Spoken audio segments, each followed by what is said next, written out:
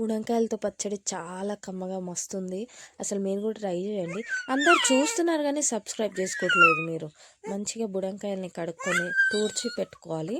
తర్వాత దాన్ని కట్ చేసి దాని లోపల ఉన్న అది విత్తనం మొత్తం తీసేయాలి. కొంతమంది అలాగే కట్ చేసుకుంటారు. అలా ఇష్టమైతే ఉంచుకోండి, లేదంటే తీసేయండి. చిన్న చిన్న ముక్కల్లాగా కట్ చేసి ఆ ముక్కలు ఎంత అవుతుందో ఒకసారి ఒక చిన్న గిన్నెతోటి చూసుకోవాలన్నమాట. నాకైతే 2 కప్పులు అయ్యింది.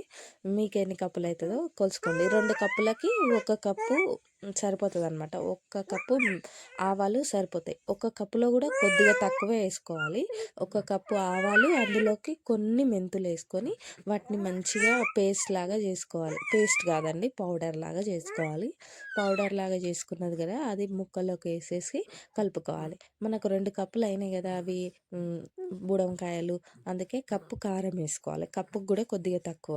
మనం కారం ఎంత వేసుకున్నామో దానికంటే కొద్దిగా తక్కువ ఉప్పు వేసుకోవాలి. మొత్తం కలుపుకోవాలి. కలిపి పక్కకు పెట్టేసుకోవాలి. తర్వాత మనం స్టవ్ వెలిగించుకొని తాలింపు వేసుకోవాలి.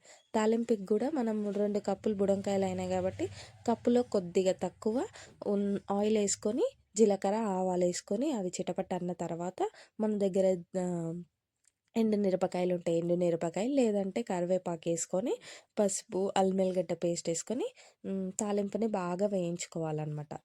తర్వాత ఇది తీసుకెళ్ళి అందులో వేసేస్తే అయిపోతుంది.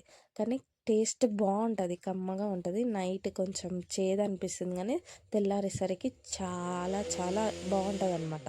మీరు ఒకసారి ట్రై చేయండి. వీడియో నచ్చితే లైక్ చేయండి, కామెంట్ చేయండి. అందరూ సబ్స్క్రైబ్ చేసుకోండి మర్చిపోకుండా. టేస్ట్ మాత్రం చాలా యమ్మీగా వస్తుంది. కుదిరితే ట్రై చేయండి.